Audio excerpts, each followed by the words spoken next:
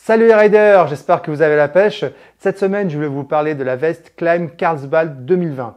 Donc c'est la nouvelle Carlsbad, elle remplace l'ancien modèle qui a été commercialisé jusqu'à l'année dernière et qui avait un taillant un petit peu ample, n'était pas très bien coupé entre nous. Et je trouve que cette veste elle est vraiment réussie. Alors on part sur le taillant de la Badlands, qui est le haut de gamme de la veste, et chez Climb, et on fait une veste vraiment typée trail, aventure, pour partir à l'autre bout du monde, de bonne qualité et surtout plus souple qu'une Badlands, parce que la Badlands c'est vraiment l'armure.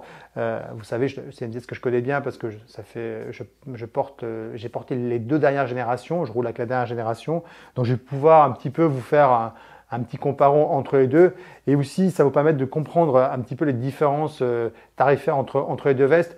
Un ensemble Climb Badlands veste plus pantalon, c'est près de 2000 €. 1959 € exactement. Et alors que là, sur la Carlsbad, l'ensemble veste plus pantalon, on est sur 1280 €. Donc, il y a quand même des différences. Et finalement, quelque part, c'est aussi peut-être que le vêtement est destiné à une clientèle un petit peu différente aussi. Donc, c'est ce qu'on va essayer de détailler, en tout cas, dans cette présentation.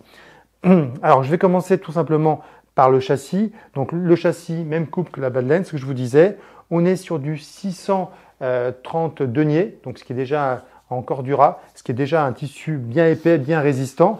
Alors sur la Badlands, on est sur du 840 deniers. Je vous dis, sur la Badlands, à chaque fois, c'est un petit peu la démesure au niveau des produits utilisés.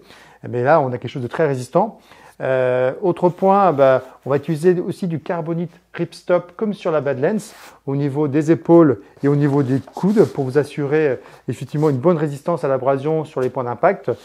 Tissu qu'on retrouve donc sur la Badlands, mais cette fois-ci on ne retrouve pas de super fabrique comme sur la Badlands. Sur la Badlands, on avait renforcé en fait effectivement ces points-là, en plus avec du super fabrique ultra résistant, mais qui alourdit inévitablement la veste. Donc voilà au niveau un petit peu de la structure de la veste. Au niveau de l'étanchéité, vous aurez exactement la même étanchéité sur une Carlsbad que sur une Badlands. Les différences, c'est que sur la Badlands, on est sur un Gore-Tex Pro 3 couches, et là on est sur un Gore-Tex classique 2 couches. Alors, c'est quoi les différences? C'est qu'effectivement, au niveau étanchéité, c'est toujours pareil, j'insiste parce que c'est vraiment important. Par contre, au niveau respirabilité, vous allez avoir un petit avantage pour évidemment la Badlands, parce que le Gore-Tex Pro est un peu plus respirant et est un meilleur isolant. C'est pour ça que c'est aussi le Gore-Tex qu'on va retrouver effectivement en montagne dans les équipements d'alpinisme. Tous les deux sont des Gore-Tex laminés. Donc, c'est-à-dire qu'effectivement, vous avez la matière externe qui est laminée avec la membrane. Vous connaissez les avantages, ça évite que la veste se gorge d'eau à la première pluie, parce que sur un vêtement classique 3 en 1, vu que la membrane est flottante, la matière extérieure n'est pas protégée, donc elle se gorge d'eau et la veste pèse 15 tonnes, et puis elle met très longtemps à sécher. Là, vous n'aurez pas ce problème, que ce soit sur la Carlsbad ou la Badlands, c'est pareil. La différence, c'est qu'on est sur un 2 couches. Un 2 couches, ça signifie que la membrane Gore-Tex, elle est laminée avec la matière extérieure, mais pas avec la doublure interne, contrairement à la Badlands, où là, vous avez la doublure interne, la membrane Gore-Tex et la matière extérieure. Tout ça, c'est un sandwich et ça est laminé ensemble. Donc, voilà. Alors, quel avantage d'avoir un 3 couches laminé par rapport à un 2 couches Bon, c'est pas l'étanchéité, vous l'avez compris, c'est la durabilité. En fait, vous aurez moins de frottement avec effectivement une 3 couches, et donc ça va mieux résister parce que vous n'avez pas la troisième partie qui est mobile. Donc voilà un petit peu au niveau de l'étanchéité. Un point fort sur les vestes Climb, c'est la ventilation.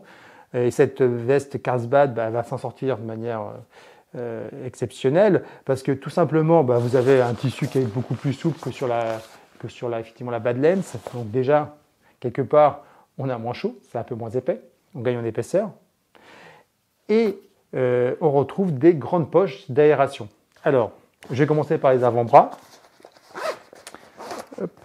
Grande poche de ventilation au niveau des avant-bras avec un double zip. Ouais, on m'a posé la question il n'y a pas longtemps. Donc double zip, ce qui vous permet vraiment de régler la ventilation au niveau de l'avant-bras. Vous retrouvez une grande ventilation au niveau de la poitrine, de chaque côté. Donc voilà. Et à l'arrière, dans le dos, vous retrouvez, pareil, deux grands extracteurs qui vont vous permettre à l'air de circuler d'un côté à l'autre. Ça, c'est vraiment important. Et comme sur la Badlands et sur l'ensemble de la gamme Climb, vous retrouvez le col que vous pouvez ouvrir à la hauteur que vous le souhaitez et que vous pouvez venir fixer tout simplement avec les petits ergots en plastique sur le côté. Moi, c'est vraiment un point que j'adore. En été, quand j'ai vraiment chaud avec ma Badlands, j'ouvre le col et là, tout de suite, ça respire, ça ventile et ça crée une vraie entrée d'air. Vous pouvez évidemment, comme je vous ai expliqué, régler en hauteur.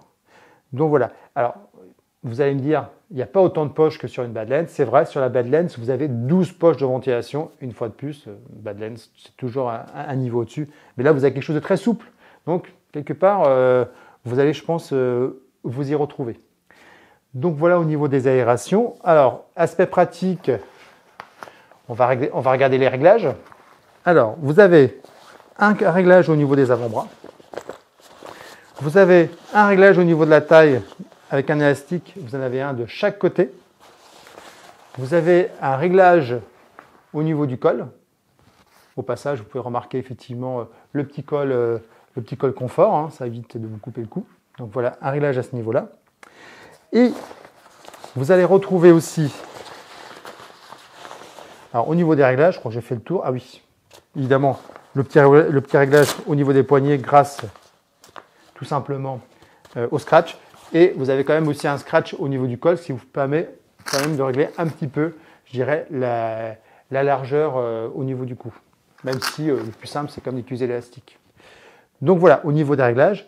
Au niveau des poches, grande poche cargo de chaque côté, avec un aspect sympa que vous n'avez pas sur la Badlands, c'est que là, vous avez un petit zip et vous pouvez en fait tout simplement venir glisser vos mains. Donc quand vous êtes en dehors de la moto, que vous voulez protéger vos mains, ou tout simplement venir glisser éventuellement une paire de gants, vous pouvez, parce que vous avez un petit bouton pression qui vient vous permettre d'accéder à une autre poche en dessous. Donc ça, je trouve ça plutôt astucieux.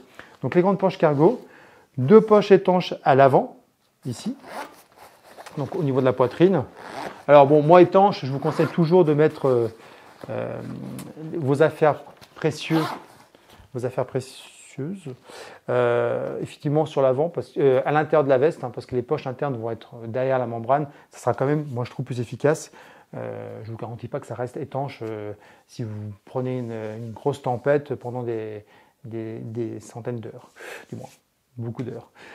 Petite poche ici au niveau des pectorales.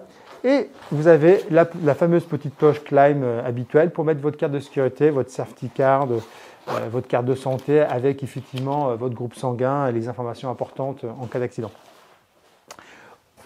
À l'intérieur,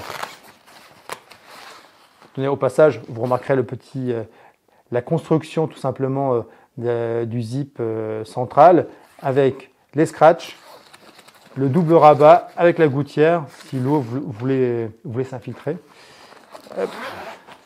Et donc au niveau des poches internes, vous avez une poche portefeuille ici, avec même un petit passant si vous voulez glisser votre MP3 et sortir vos écouteurs.